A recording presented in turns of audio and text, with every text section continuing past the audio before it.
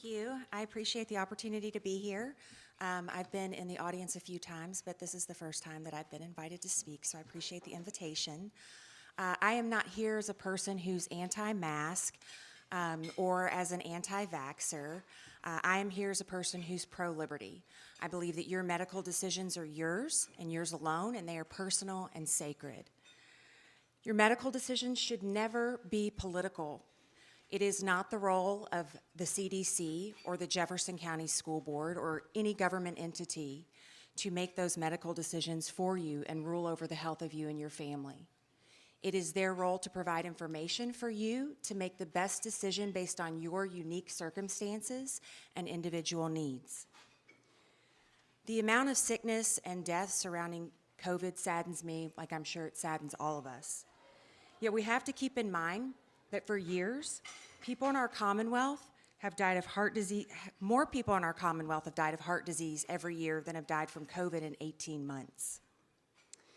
This is an example where people exercise their right to ignore the advice of their doctor and the CDC and make decisions for themselves. They may choose to eat fast food, even though the medical community tells you it will eventually kill you. Historically, more people die of heart disease every day in this country than die of COVID daily.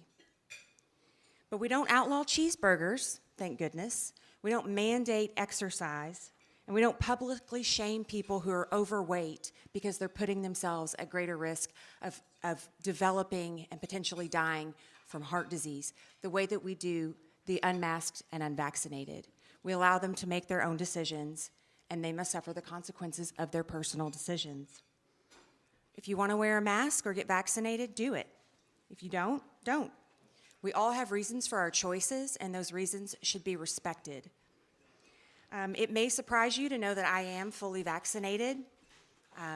I almost did not get vaccinated because I'm worried about how new this drug is.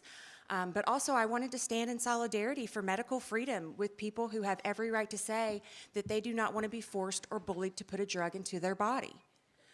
And then my husband said, yes, let's do it. Let's stand up for medical freedom. I'll stand with you, but can you please get vaccinated so you aren't doing it from a ventilator? So I made that decision with him, for him. And even though that is the decision that we made, if you're worried about the newness of this drug and the science, I support whatever decision that you make. The FDA, they pull drugs that they've approved often enough to be worried.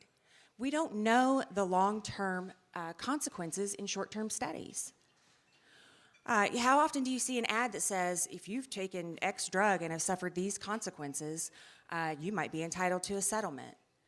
So if you want to stay part of the control group of this experiment and make sure that this drug proves that it's not going to turn us all into zombies, I get it, and I support your decision. I hope you're wrong for my sake, but I do support your decision.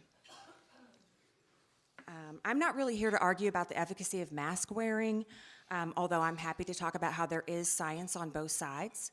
If you want to hear about the 109 studies on long-term mask wearing going all the way back to 2004 that shows that it has serious psychological and medical consequences, or if you want to hear about the most recent study from our very own University of Louisville that was released just 2 weeks ago that found no correlation at all between mask mandate and use and the reduce in spreading COVID, I'm happy to go there. If you want to talk about vaccine deaths and the over 600,000 adverse effects that have been reported, I'm happy to go there. But mostly I'm here to say that I respect your right as a free person to make your own medical decisions, and I hope you'll respect mine. I'm much more worried about the precedent for freedom it sets if we start allowing the government and corporations and big pharma to force us to put drugs in our body that we don't want. If they can do that, then they can do anything. If you're scared of me, get vaccinated. If I'm scared of you, I can and did get vaccinated.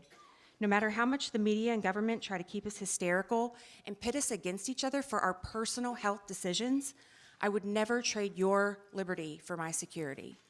In a free society, you do you. Thank you.